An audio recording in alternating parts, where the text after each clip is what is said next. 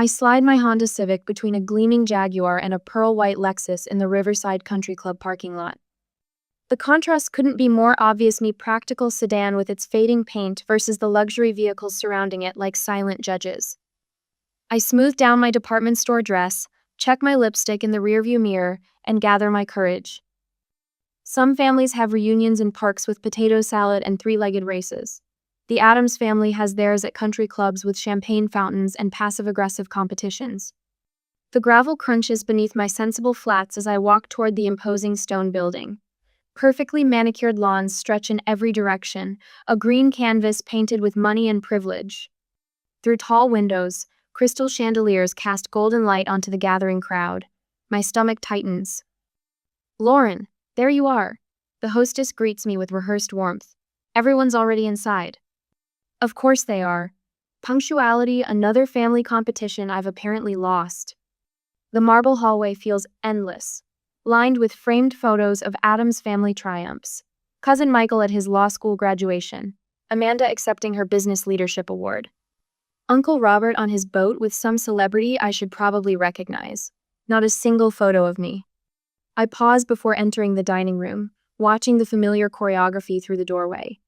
Uncle Robert's booming laugh, Aunt Patricia's dramatic hand gestures. My father holding court near the bar, nodding sagely as younger relatives hang on his every word. My mother flitting between groups, the perfect corporate wife with her perfect coral lipstick that never smudges. And Amanda. My sister stands in the center of it all, radiant in a cream-colored dress that probably cost more than my monthly rent, her blonde hair arranged in an artful twist. Even from here, I can see the diamond studs winking from her ear's graduation gift from Dad when she finished her MBA. When I graduated with my computer science degree, I got a department store gift card. I step into the room, and conversations continue without pause. No dramatic silence, no heads turning, just a few glances and tight smiles before everyone returns to their important discussions. The invisibility is almost worse than outright hostility. "Lauren, darling." My mother finally spots me, waving me over with her fingers. "We saved you a seat." The seat turns out to be at the round table in the corner, the designated place for cousins under 18, plus me. I'm 29. "Thanks, Mom," I manage, setting my purse on the chair. "The wine is lovely tonight," she says, patting my shoulder. "Though perhaps you should stick to water, your complexion looks a bit tired." Before I can respond, Aunt Patricia swoops in, clutching Mom's arm. "Diana, did you hear about Gregory? Made partner at Fenton and Wallace last month. Youngest partner in the firm's history." Her voice carries just enough to ensure everyone nearby hears about her son's accomplishment. "That's wonderful," Mom gushes. "Such a bright young man." Uncle Robert isn't far behind, glass of scotch in hand, and our Melissa just got accepted to Johns Hopkins for her residency, following in her old man's footsteps. He claps my father on the back. Dad beams with pride for his niece. The Addams medical tradition continues. We'll have another doctor in the family. Then, inevitably, the spotlight swings to me. Mom's smile tightens almost imperceptibly. "Well, Lauren's still." She pauses, searching for words, figuring things out with her little computer hobby. The knife twists. 3 years of 80-hour weeks, of ramen noodles and sleepless nights, of coding until my vision blurred, reduced to a little hobby. "Don't worry," Amanda chimes in, appearing at my side to place a sisterly hand on my shoulder.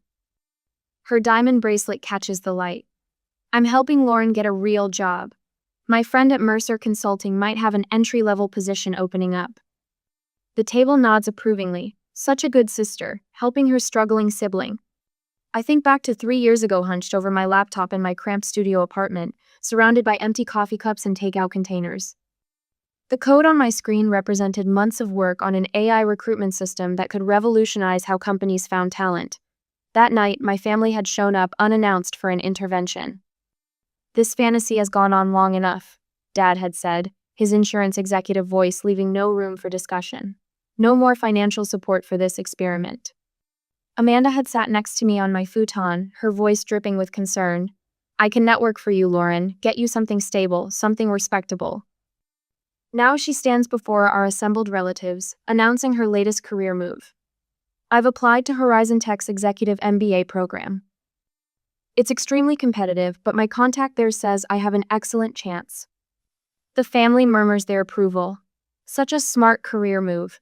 Such ambition. Such an Adams. I check my phone discreetly. 7:58 p.m. I allow myself a small smile and take a sip of wine. The funniest part of all this?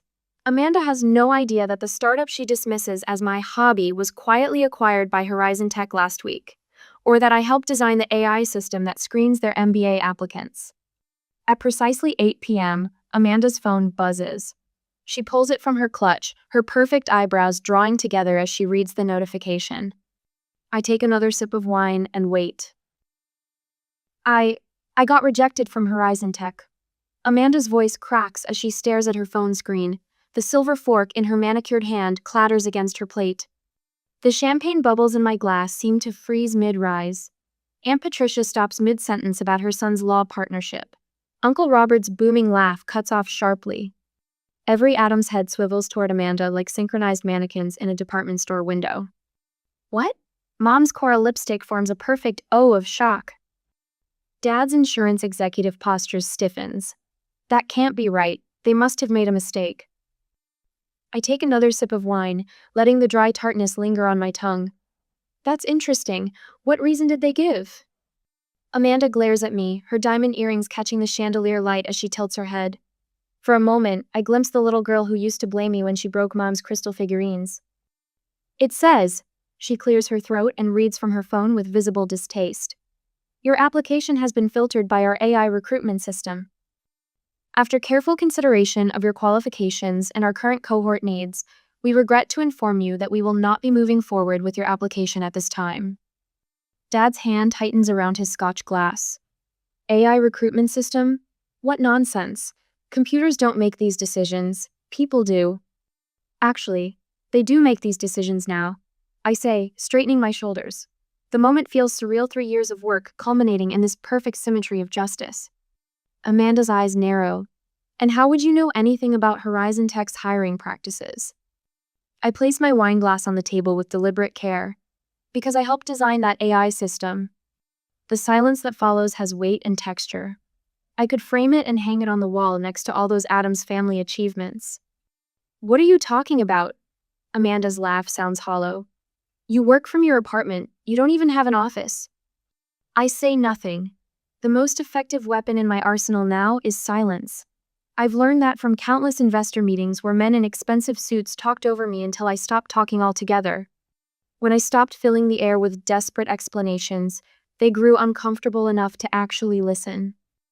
The memory surfaces of last Thanksgiving, Amanda leaning close to our cousin Melissa, not realizing I could hear her from the kitchen.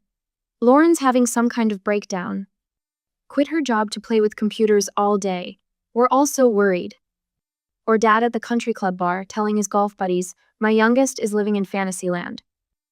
Thinks she'll be the next Mark Zuckerberg or something. Their sympathetic chuckles still burn in my ears. For 3 years, they've painted me as delusional. For 3 years, they've systematically undermined every connection I tried to make in our community. The damage to my reputation stretches beyond family gatherings into business circles I should have been welcomed into. But now their narrative is crumbling and the foundation of their perceived superiority is cracking beneath their Italian leather shoes. My company was just acquired by Horizon Tech. I say finally, the words simple and clean. Aunt Patricia's champagne sloshes over the rim of her glass. Uncle Robert's bushy eyebrows shoot toward his receding hairline. Mom's hand flies to her coral lipsticked mouth. Amanda recovers first, her expression shifting from shock to calculation faster than a stock market crash. Well, I must have mentioned Lauren to my contact there. It's wonderful when these connections work out. She reaches for my hand across the table. I move my hand just enough that her fingers grasp empty air. Funny, they never mentioned you. My voice remains level. Though they were very interested in our algorithm that identifies authentic innovation potential versus surface-level networking skills. Dad clears his throat. Now, Lauren, family supports family. No need to. You told Mr. Harrington at the club that I was going through a phase, I interrupt, surprising myself with my steadiness. You suggested he shouldn't waste time meeting with me about potential investment opportunities. His face reddens. That's not. You also told Mrs. Edwards I wasn't emotionally stable enough for her daughter to consider as a roommate when my lease was up last year. The words taste like freedom on my tongue. Which is why I had to renew that overpriced studio for another 12 months while building my company. Amanda's smile remains frozen on her face, but her eyes dart around the table, assessing the shifting dynamics.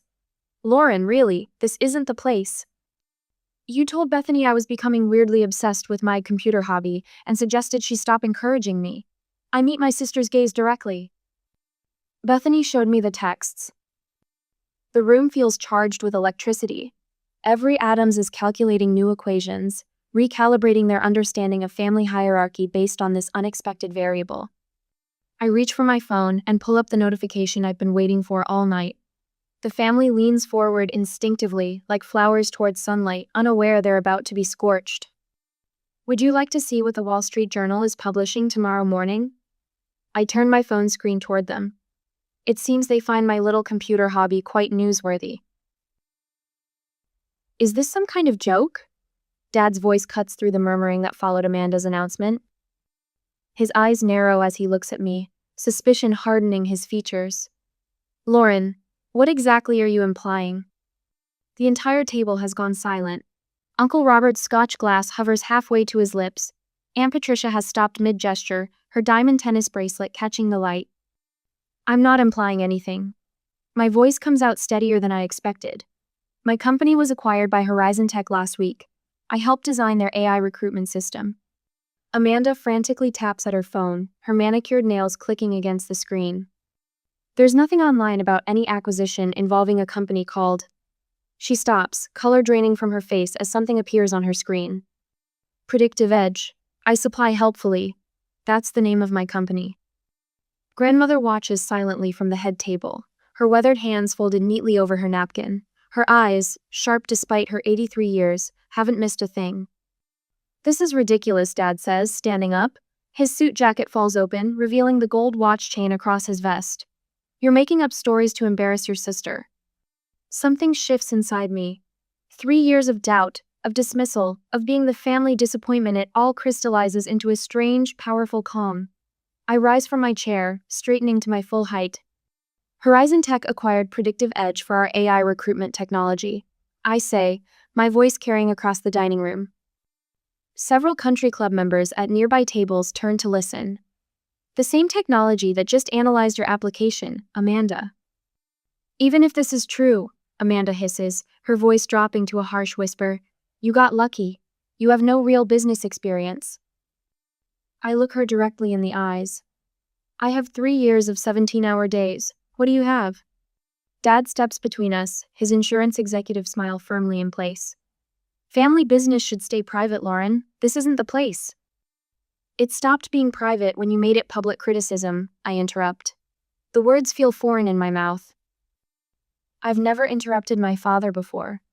When you told your golf partners I was having a breakdown. When Amanda told her friends not to encourage my tech fantasy. Mom gasps softly. Lauren, that's not fair. My phone buzzes with incoming messages. I glance down to see texts from Ethan, my business partner and CTO. CNN just ran the story, we're trending. Thompson says board approval was unanimous. Then another message appears, this one from Michael Thompson himself. Congratulations again, Lauren. The team is thrilled to have you heading the new division. Dinner next week to discuss details? I hold up my phone, showing the messages. My team is celebrating tonight. They've believed in our vision from day one.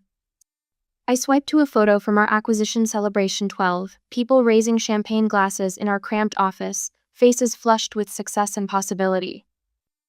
How much? Aunt Patricia asks suddenly, her eyes calculating. What was the acquisition amount? The family leans forward collectively, financial interest overriding their disbelief. $47 million, I say quietly. The number falls like a stone into still water. Ripples of shock spread across their faces as they do the mental calculations. More than Dad's insurance agency is worth. More than Uncle Robert's medical practice. More than Amanda will make in 20 years at her marketing firm. Dad recovers first, reaching for my shoulder.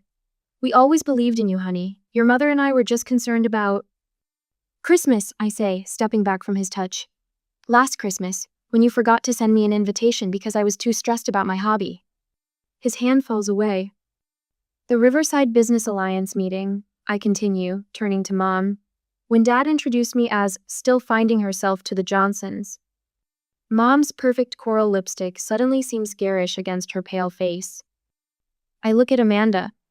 6 months ago, when you suggested I try retail management because it had better prospects than playing with computers. Amanda's jaw tightens. She says nothing. I reach for my purse, suddenly exhausted by all of it, the pretense, the judgment, the years of subtle undermining disguised as concern. I need to take a call from my board of directors, I say, gathering my things. Lauren, wait. Dad reaches for my arm. We should discuss this as a family. Mom rises, panic flashing across her features. At least stay for dessert, dear. The chef made your favorite chocolate souffle. I pause at the edge of the table.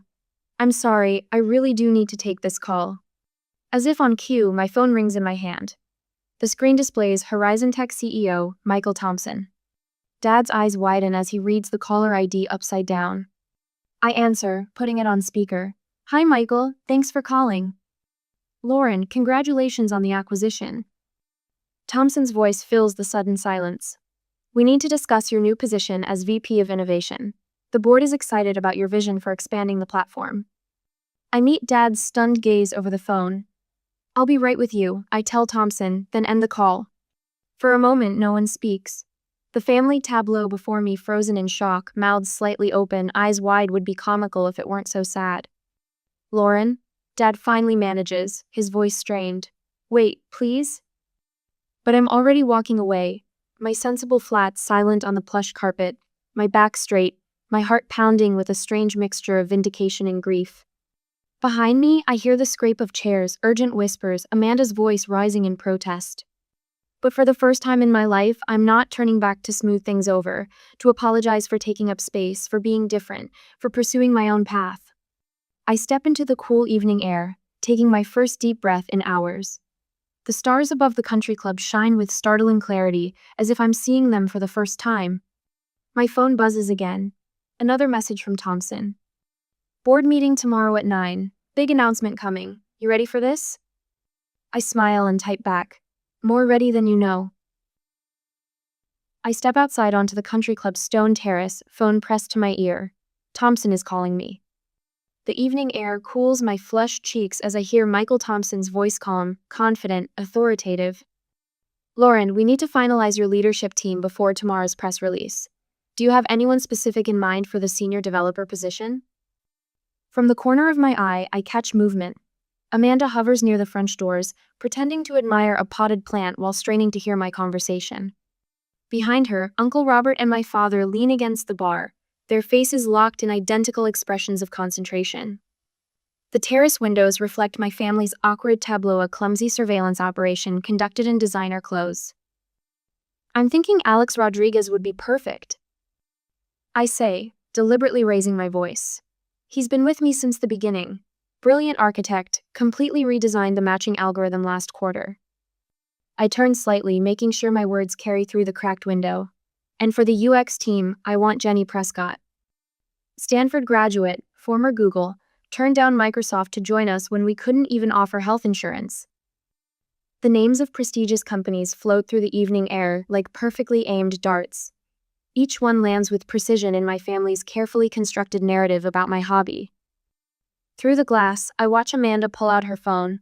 Her fingers fly across the screen, frantic Google searches, undoubtedly confirming everything I've just revealed.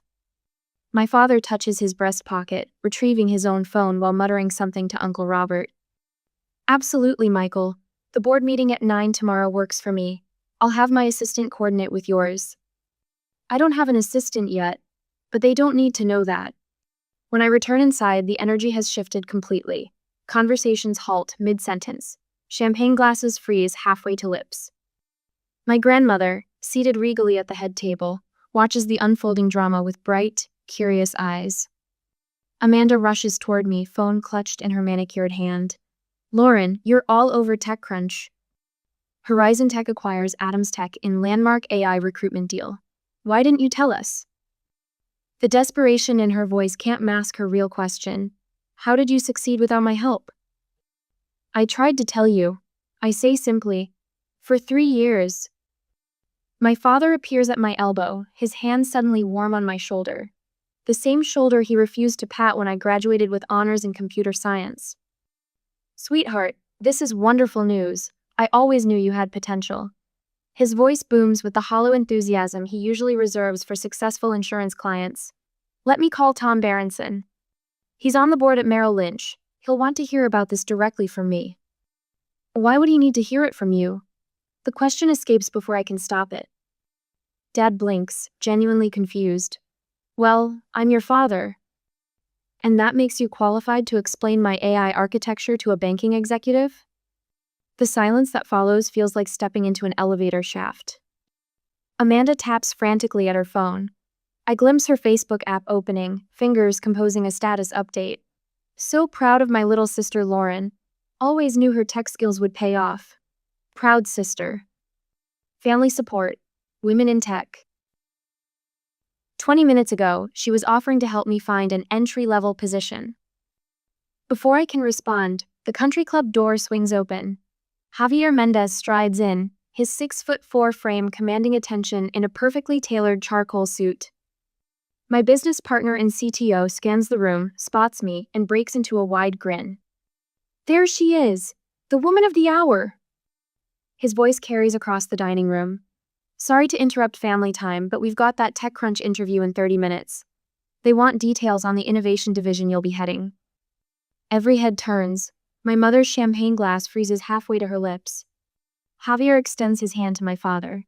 You must be Mr. Adams. Your daughter is brilliant. Our matching algorithm outperforms Google's by 28%. The venture capital world can't stop talking about her. My father shakes Javier's hand on autopilot, face struggling to realign itself between confusion and pride. Across the room, I notice Mr. Whitfield, a senior partner at my father's firm, approaching us with undisguised interest. David, is this your daughter? The one with the tech company we've been reading about? My father's professional smile flickers. Yes, Lauren has done quite well with her startup. Remarkable achievement, Mr. Whitfield says, turning to me. My son keeps talking about wanting to leave his banking job for tech. Says traditional industries don't understand where the real value is anymore. Maybe you could speak with him? Give him some guidance? The irony lands like a thunderclap.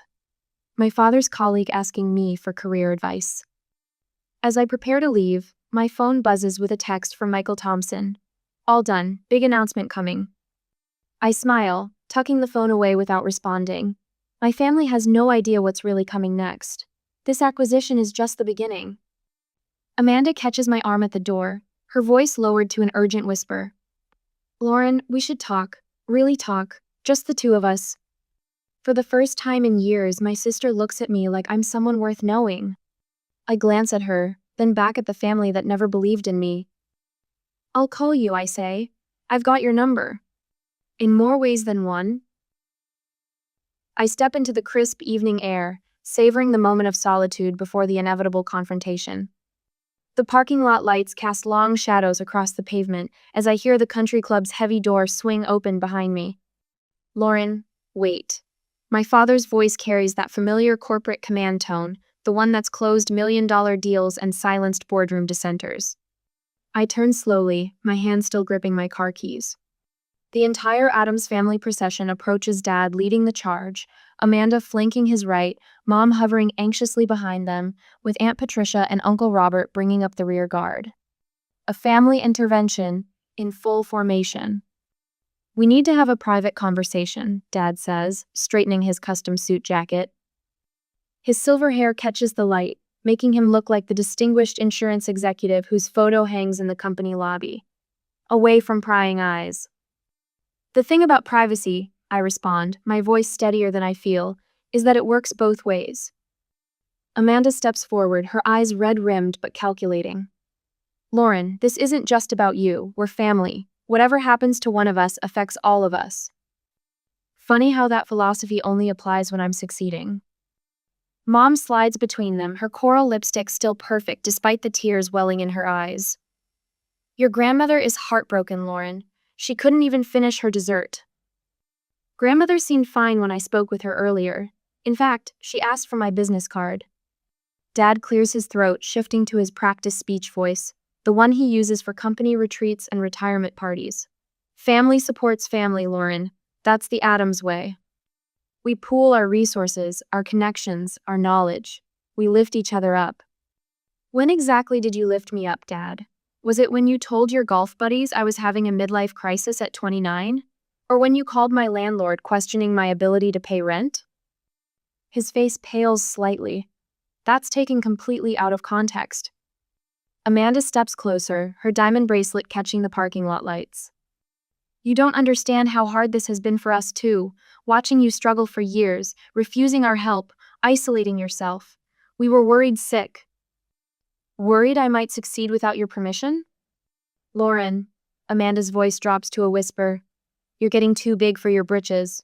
Our friends are asking questions. People are confused about why you never mentioned this big success before. It makes us all look bad. There it is, I nod slowly. The real concern. Dad moves between us, his CEO presence filling the space. What your sister means is that family achievements should be celebrated together. We'd appreciate if you'd acknowledge our support in your interviews. A simple mention of your father's business guidance or Amanda's networking assistance would mean the world. The sheer audacity nearly makes me laugh. So that's what this parking lot ambush is about? You want credit? We want recognition for our role in your journey. Dad corrects, as if editing a contract. Your role? The words come out sharper than intended. Let me be perfectly clear about what Horizon Tech actually acquired. They didn't just buy my little hobby. They created an entire innovation division around my technology. I'm not just working there, I'm running it. Mom gasps softly. Amanda's mouth forms a perfect circle. Next month, I'll be on the cover of Forbes Technology Review. I continue, pulling out my phone to show them the email confirmation. Stanford Business School has invited me to speak about entrepreneurship next semester. And just for perspective, I now earn more in 1 month than Amanda makes in a year. Amanda's face flushes crimson. That's impossible. You're exaggerating. The numbers don't lie. Neither do I. I scroll through my phone to a folder labeled Family Records. Unlike some people. What is that? Dad asks, his confidence wavering. Documentation. For years, I wondered if I was imagining the ways you undermined me. So I started keeping records. I open a screenshot. Here's Amanda telling our college friends not to encourage Lauren's tech fantasy, and here's a family group text where you mock my business plan. I swipe to another image. This is interesting. Dad's voicemail to my landlord from last year. What was it you said?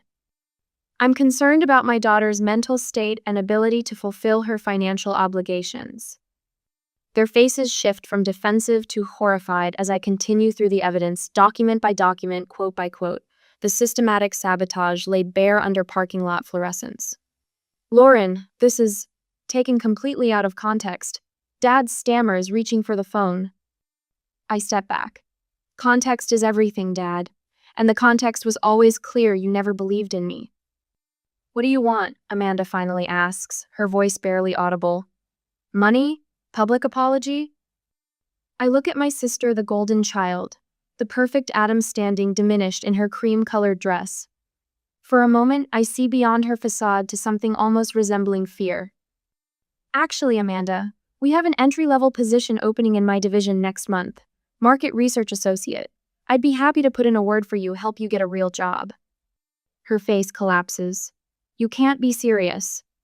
The irony is, I knew about your Horizon Tech application months ago. I made sure it went through the standard evaluation process, the AI system I designed. No special treatment, no manipulation. The system correctly identified what I've always known: you talk big but create nothing original. Aunt Patricia gasps. Uncle Robert pulls out his phone, pretending to check messages while clearly listening to every word. You did this on purpose, Amanda whispers.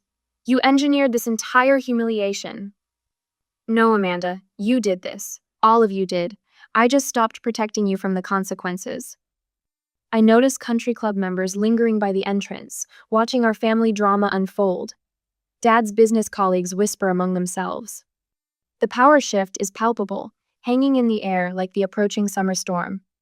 My phone rings, a Wall Street Journal reporter following up on an interview request. I turn away from my stunned family, answering with my professional voice. Lauren Adams speaking. Yes, I can confirm the acquisition details for your article. I slide into my Honda, the same practical car they once mocked, and start the engine. Through the rearview mirror, I watch them standing frozen in the parking lot, their silhouettes growing smaller as I drive toward a future they can no longer control. 6 months later, my corner office window frames Chicago's skyline like an award I've earned. 6 months at Horizon Tech's Innovation Campus, and I still catch myself pausing at the door, half expecting someone to tell me I've wandered into the wrong room. The morning light catches the single-framed photo on my desk, not the obligatory family portrait most executives display, but my original team on launch day. 4 of us with bloodshot eyes and wild grins, champagne in paper cups because we couldn't afford real glasses. Worth more than any family reunion snapshot. Lauren, they're waiting in the Aspen room. My assistant Jared stands at the door, tablet in hand. No matter how many times I tell him to just text me, he insists on these personal reminders.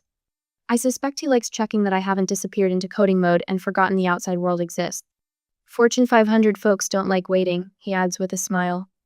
I straighten my tailored blazer charcoal gray, not a hint of navy blue, and gather my notes. The contrast between today's presentation and last year's family dinner strikes me with such force I almost laugh. Same Lauren, different universe. The Aspen room falls silent when I enter. 12 executives, 11 men, 1 woman turn with the expectant faces of people used to hearing what matters. Good morning. I begin, my voice steady where it once would have wavered. Let's talk about how your recruitment practices are costing you millions in overlooked talent. For 90 minutes, they listen. No interruptions, no dismissive glances, no one suggesting my little computer hobby might be a phase. When I finish, 3 CEOs want private meetings, and the lone female executive asks if I'll mentor her daughter who's studying computer science. Back in my office, I find a cream-colored envelope on my desk. The Riverside Country Club letterhead sends a jolt through my system, another Adams family reunion invitation. Do you want me to RSVP? Jared asks from the doorway. I turn the envelope over in my hands. 6 months ago, this paper stock would have triggered a stress headache and hours of wardrobe anxiety.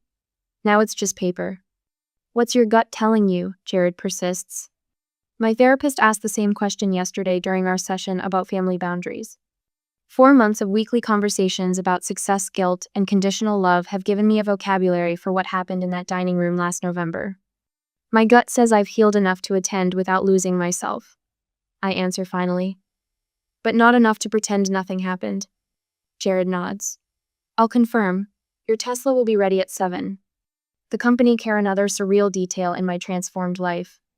Along with genuine friendships with colleagues who valued my ideas from day one.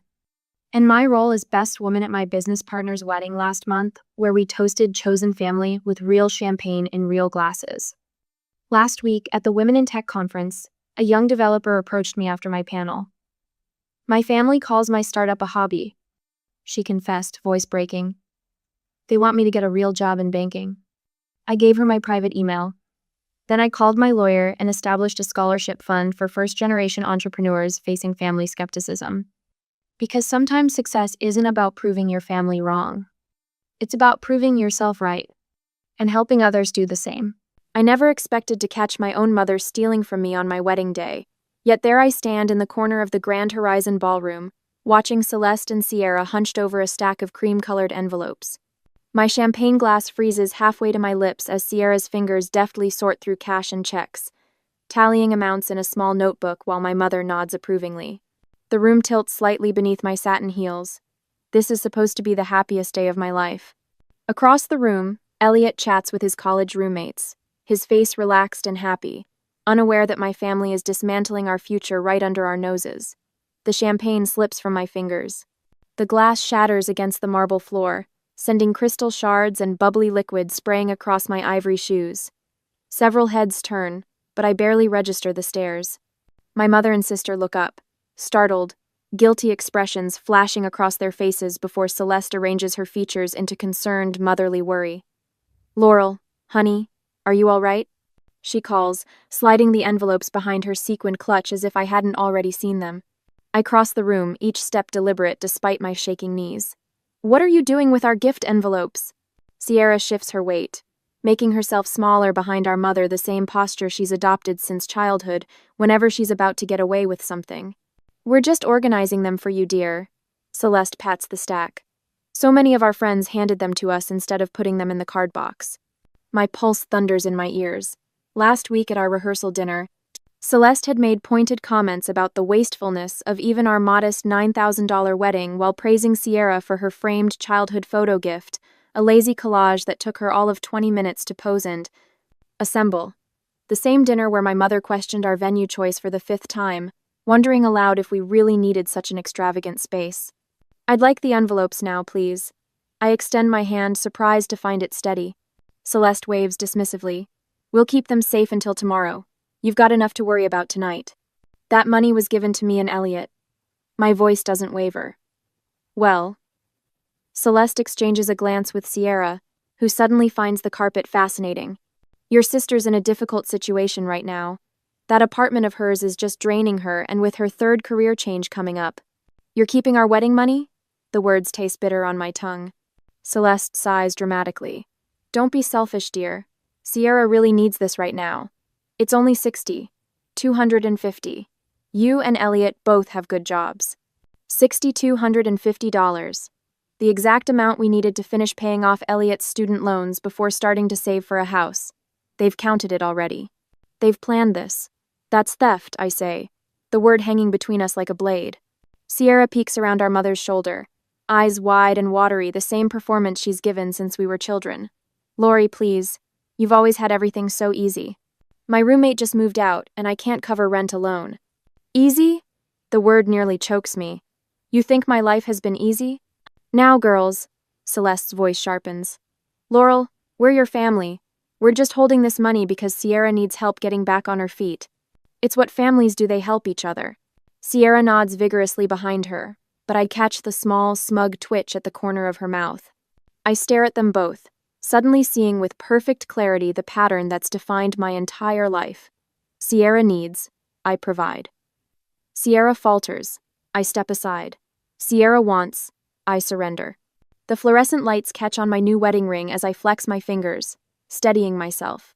For the first time, I realize what's truly at stake here, not just the money but the final shred of belief that my family might ever see me as worthy of the same consideration they've always given Sierra. My hand stops trembling as I extend it again, palm up. The envelopes. Now. I say it loud and clear. When Celeste opens her mouth to argue, I cut her off. I said now. I clutch the envelopes in my hand, knuckles white against cream cardstock.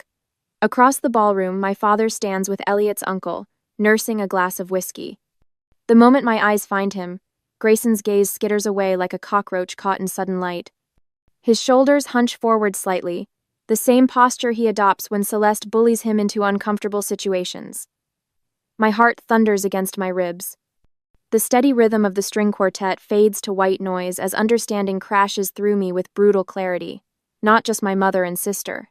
All 3 of them. They plotted this together. Even on my wedding day, I was never going to be the priority. Laurel? Elliot's cousin touches my elbow. Is everything okay? I manage a tight smile. Family matter. Would you excuse me? The hotel manager, a balding man with kind eyes, offers his office when he notices my trembling hands and the collection of envelopes I'm guarding. I follow him down a carpeted hallway past curious guests who pretend not to stare. Inside the office, Celeste sits comfortably in a leather chair, as though she's been invited to tea rather than caught stealing. Sierra perches daintily beside her, dabbing at dry eyes with a cocktail napkin. I remain standing, the envelopes clutched against my chest. Celeste pats the empty chair next to her. Sit down, honey. You're making this into something it isn't. The patronizing gesture, as though I'm still 7 years old, makes my jaw clench. Before I can respond, the door opens behind me. Grayson slips in, positioning himself naturally at Celeste's side. The 3 of them form a united front, just as they have my entire life. We've been managing Sierra's apartment payments for nearly 4 years now. Grayson explains, not quite meeting my eyes. Her landlord raised the rent again last month.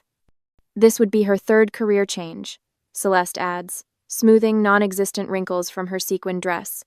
The job market isn't what it used to be. Sierra sniffles dramatically. I just need a little help with my credit card. It's only $3,000. $3,000? I repeat, my voice hollow.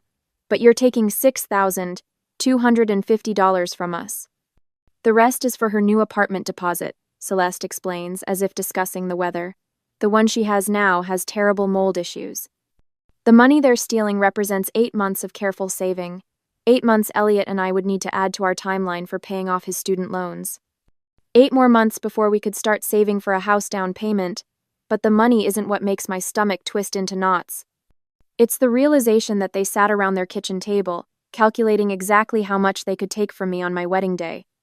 While I addressed invitations and chose flowers, they were planning this theft. Did you even consider what this money means to us? The question comes out quieter than I intended. Oh, please. Celeste waves dismissively. You and Elliot both have stable jobs. Sierra doesn't have anyone to help her but us. Us, I repeat. You mean me. Family helps family, Grayson says, the words practiced and hollow. I want to remind him about the medical bill I faced alone after slipping on a wet floor at work 3 years ago. $4,200 that I paid while working through painful physical therapy sessions. When I asked for help, Celeste had sighed and explained they were stretched thin helping Sierra through culinary school, her second abandoned career path. The door opens again, and Elliot appears in the doorway. His face remains calm, but his eyes scan the room with alert precision, taking in the tableau of my family arranged against me. When his gaze lands on the envelopes in my hands, understanding flickers across his features. My father shifts uncomfortably, adjusting his tie with a finger.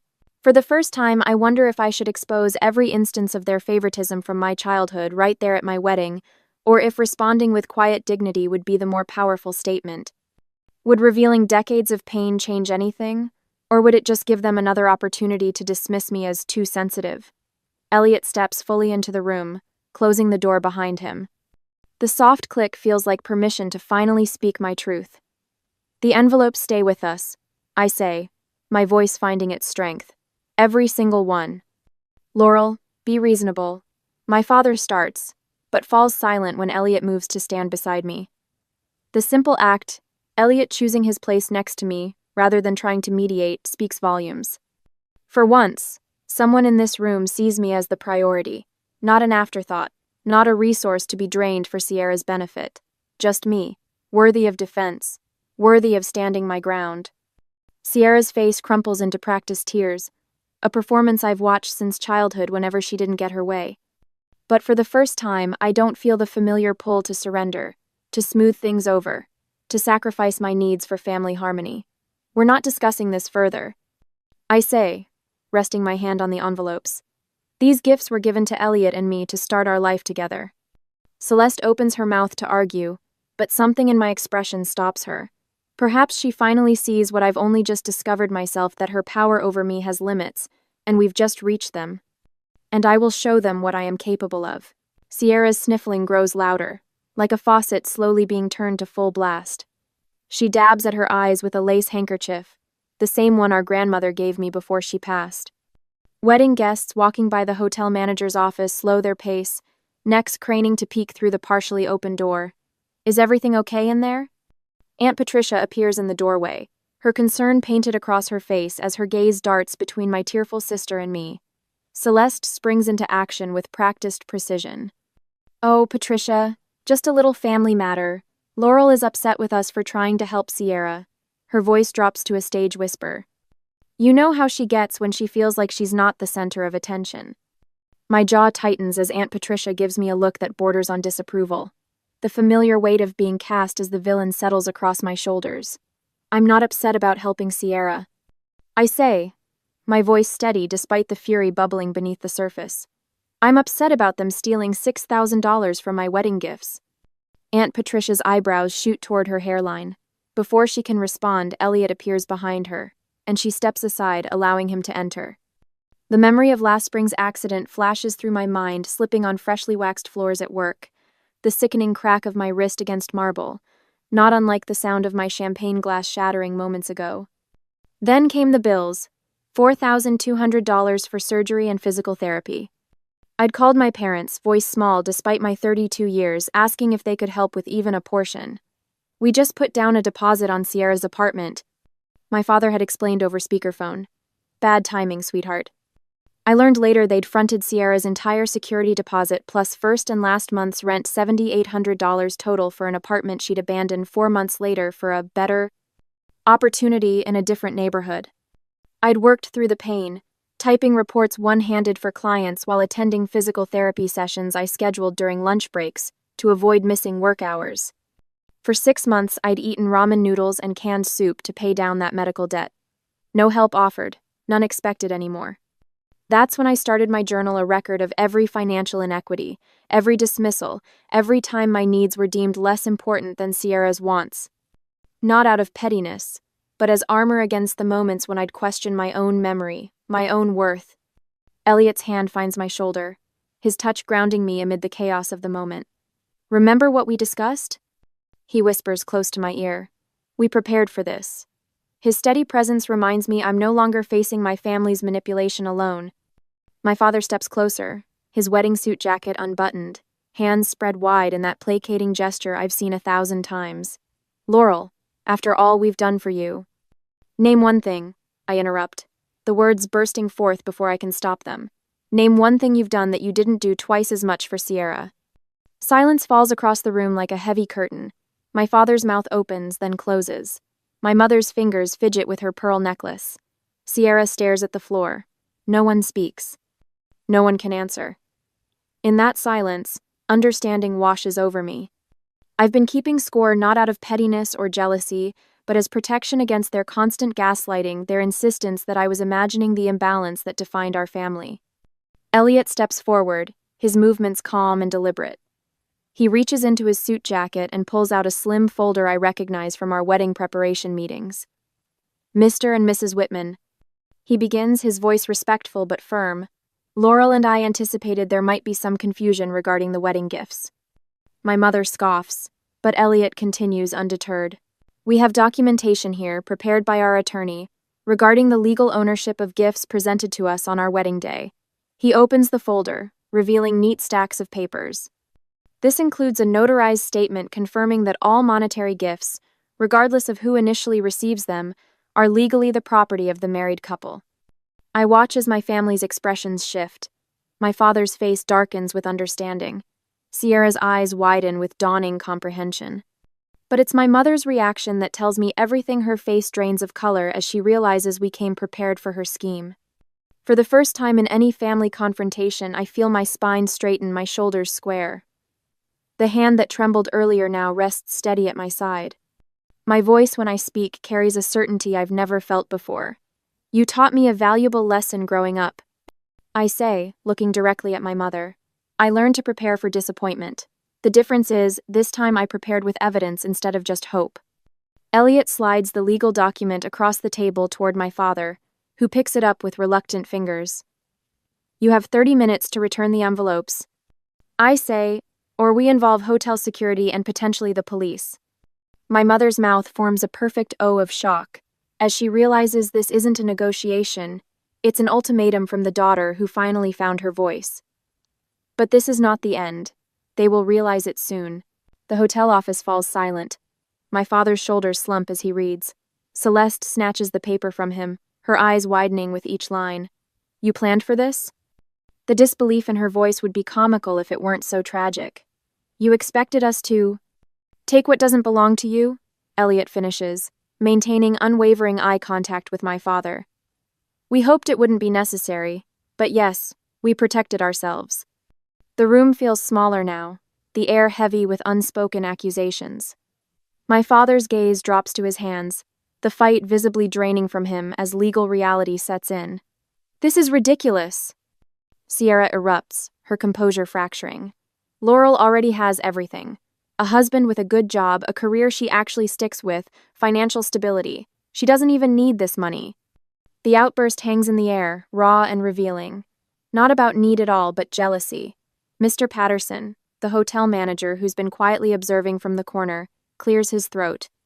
Perhaps I can offer a solution. As this appears to be a delicate family matter, I'd be happy to secure the gift envelopes in our hotel safe until tomorrow morning. Sierra's face flushes crimson. You don't understand. I have bills. That aren't Laurel's responsibility, Mr. Patterson finishes firmly. Our policy is clear regarding wedding gifts. They belong to the couple. My mother's lips press into a thin line as her scheme unravels in front of strangers. The public nature of their exposure clearly wasn't part of her plan. Laurel. My father's voice sounds tired. Can we handle this as a family? Without all this legal business? The question catches me off guard. For a heartbeat, I hesitate. Should I give them one last chance to make amends? Or was it time to finally break free from the pattern that had defined my entire life? Before I can answer, the office door opens. Monica appears, her bridesmaid dress slightly wrinkled from dancing, concern evident on her face. Everything okay in here? She asks, her eyes finding mine. Elliot mentioned you might need some support. The timing couldn't be more perfect. Elliot had sent for backup, anticipating my family's resistance. The realization warms me he truly understood what I was up against. We're just sorting out a misunderstanding about the wedding gifts. My father says quickly, his tone conciliatory where minutes ago it had been demanding. Monica's eyebrows arch. A misunderstanding? About whose gifts they are? Something like that, I reply, finding strength in her presence. Mr. Patterson steps forward. As I was explaining to the family, our hotel policy is quite clear. Wedding gifts are the legal property of the newlyweds. He gestures toward the envelopes. I'll have these secured in our safe until morning, unless you'd prefer to take them now. The safe would be perfect. Thank you, Elliot answers. Celeste's fingers twitch against her sequined clutch. My father begins backpedaling, his excuses flowing freely. We were only trying to help organize things, he offers weakly. A misunderstanding about family support. The wedding coordinator pokes her head into the increasingly crowded office, her professional smile faltering as she senses the tension. Is everything all right? Some guests were wondering about the cake cutting scheduled for 15 minutes from now. My mother seizes this final opportunity, rising to her feet with practiced dignity. Laurel? She says, her voice dropping to that familiar, threatening whisper. If you do this, if you choose this path, you need to consider what it means for your place in this family. The implied threat would have crushed me even a day ago. Now, with Elliot beside me, Monica at the door, and strangers witnessing my family's true colors, it lands hollow. Mr. Patterson collects the envelopes, each one a gift freely given to celebrate our marriage, not to bail out my sister's latest financial crisis. Grayson shifts uncomfortably. Perhaps we've all been too hasty. Let's discuss this tomorrow after everyone's had some rest. But the damage is done. In their desperate grab for resources they believe I don't deserve, they've revealed exactly who they are and who they've always been. Celeste grabs my wrist with manicured fingers, her nails pressing into my skin. The same grip she's used since I was a child to silence me during church services, to steer me away from toy store aisles, to control my movements at family gatherings. Her eyes water on command, a skill I've watched her perfect over decades. Laurel, she whispers, voice trembling with practiced vulnerability. If you do this, you're choosing him over your own family. Her eyes dart to Grayson, seeking backup. My father clears his throat, squares his shoulders beneath his rented tuxedo. The same posture he adopts when he's about to deliver disappointing news. Think about what you're doing, sweetheart, he says. Blood is thicker than water. Sierra hovers behind them, eyes wide and damp, bottom lip quivering. The performance she's given since we shared a bedroom with matching canopy beds, hers pristine, mine with crayon marks she'd made then blamed on me. No one will understand why you're treating us this way. Celeste continues, squeezing my wrist tighter. After everything we've sacrificed for you. The hotel manager shifts uncomfortably near the door. Monica stands beside Elliot, both silent witnesses to my family's final manipulation attempt. The weight of 32 years of acquiescence presses against my chest, that familiar tightness threatening to silence me once more. But something has changed. The pressure of Elliot's wedding band against my finger reminds me I'm no longer alone. The gold band catches the light a circle with no beginning and no end, unlike the conditional love I've known my entire life. I look down at my mother's hand on my wrist. Her knuckles are white with effort, the diamond tennis bracelet Sierra gave her for Christmas glinting against her skin. With my free hand, I gently lift her fingers from my wrist. I have documented every instance of favoritism towards Sierra since I was 14. I say, voice steady. Every Christmas where she received 3 times the value of gifts, every dance recital you attended for her while missing my debate championships, every car payment you made for her while I took the bus to 3 jobs. Celeste's mouth opens, but I continue before she can interrupt. The $4,200 medical bill I paid myself after breaking my ankle at work. The college textbooks I bought while Sierra's were delivered to our house with gift wrap. The rent deposits you covered for her while telling me to figure it out when my first apartment's pipes burst. My father's face drains of color. You kept track? All this time? I had to, I reply. Otherwise, I'd question whether I was imagining things when you told me I was being selfish for expecting equal treatment. Sierra steps forward. This is ridiculous. You've always been jealous of me. No, Sierra. I've always been invisible beside you. I turn back to my mother, who has recovered enough to attempt her signature dismissive laugh. I'm not choosing Elliot over family. I tell her. I'm choosing myself for the first time. The significance of these words lands in the silent room. The manager clears his throat. Mrs. Whitman, I'll escort you and your husband back to the reception. The gifts will remain secure in our safe until tomorrow morning. My mother's face hardens. We're not finished discussing this. Yes, I say. We are. Elliot places his hand at the small of my back as we walk through the hotel corridor. With each step, my spine straightens. The ballroom doors open, and wedding guests turn toward us, glasses of champagne in hand, oblivious to the seismic shift that just occurred. I squeeze Elliot's hand. We've discussed what would happen if my family attempted this. Now it's time to follow through. The band notices our return and smoothly transitions to our chosen song. Elliot guides me to the center of the room, where our DJ stands ready with a microphone. Ladies and gentlemen, the DJ announces, the bride would like to say a few words. I take the microphone, scanning the room until I find my parents and sister slinking in through a side door.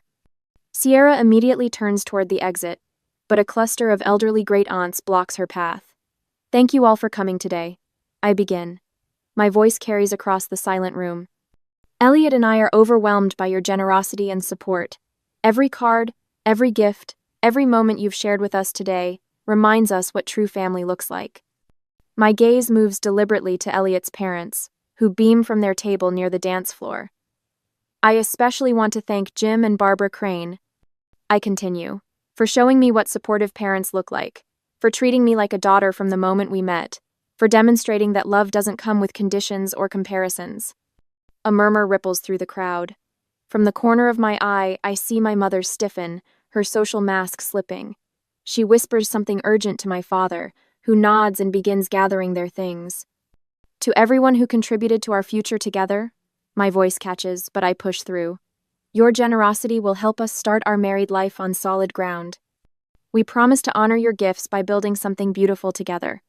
Applause erupts as I hand back the microphone. Elliot pulls me close, his lips brushing my ear. You did it, he whispers. I'm so proud of you. Across the room, my parents make their way toward the exit, Sierra trailing behind them like a shadow. Several guests turn to watch them leave, whispering behind their hands. The rumors will spread through our family before morning how Laurel finally stood up to Celeste, how the golden child Sierra wasn't so golden after all, how the quiet daughter found her voice on her wedding day. My mother pauses at the door, looking back at me one last time. I meet her gaze without flinching. For a moment, something like respect flickers across her face before she turns and disappears into the night. I don't know if I'll ever speak to them again. The thought brings neither sadness nor relief, only a strange, weightless freedom I've never felt before. The music swells around us. Elliot leads me into our first dance as husband and wife. 6 months feels like a lifetime. The afternoon sun streams through the windows of our new apartment as I arrange fresh lilies in a crystal vase, a housewarming gift from Monica. Elliot works at the dining table, spreadsheets open on his laptop, his forehead creased in concentration. If we maintain our current savings rate, he says, glancing up at me with a smile that still makes my heart skip, we'll have enough for a down payment by next summer. I walk over and kiss the top of his head, ahead of schedule. This simple moment discussing finances without anxiety knotting my stomach still surprises me. Every decision we make together feels like building something sturdy, something real. The phone rings, and I answer without hesitation. No more flinching, no more assuming it's Celeste with another demand disguised as family obligation. Later that evening, Elliot takes me to Riverwood Bistro for our 6-month anniversary. The candles flicker between us as we toast to half a year of marriage. My phone vibrates against the table. Sierra's name appears on the screen alongside her message. Need $800 for car repair. Can you help? It's an emergency. 6 months ago, panic would have flooded my system, the familiar guilt, the rehearsed excuses, the inevitable surrender. Now, I simply type, number. I set the phone down and take a sip of wine. No explanation, no apology, no justification. Everything okay? Elliot asks, his eyes concerned but not intrusive. Yes, I say, and mean it. Everything is perfect. The weekend brings a small gathering at our apartment, Monica, arriving with homemade apple pie. Elliot's parents bringing a vintage bottle of Cabernet and warm hugs that envelop me completely. Diane and Robert Crane treat me with a natural affection that still catches me off guard. To Laurel and Elliot, Robert raises his glass, his voice steady and sincere. And to building the family you choose. The words settle over me like a quilt, warm, comforting, true. I lean against Elliot, watching Monica laugh at something Diane says, the evening light turning everything golden. This is what family should feel like. This is what I deserve. Sunday morning, I hang our favorite wedding photograph on the living room wall, Elliot and me dancing, foreheads touching, surrounded by friends. No forced smiles beside Celeste. No awkward tension next to Grayson. No Sierra hovering jealously at the edges. In our bathroom, a pregnancy test box sits in the cabinet beneath the sink, waiting for the right moment. On the coffee table, brochures for family therapy peek out from beneath a magazine, not to reconcile with my blood relatives, but to ensure I don't carry those patterns forward. I kneel beside a cardboard box labeled Past, and place my childhood journal inside the one where I documented years of favoritism, small cruelties, and financial inequities. My fingers linger on its worn cover before I close the box. As I sealed away the evidence of my family's treatment, I wondered if some relationships are better honored in memory rather than in present reality. Would you maintain contact with family who saw you as nothing more than a resource for your sibling? Or would you focus on building a healthier future with those who truly see your worth? I push the box toward the back of the closet and return to the sunlight of our living room, where Elliot waits with fresh coffee and possibilities that finally belong entirely to us.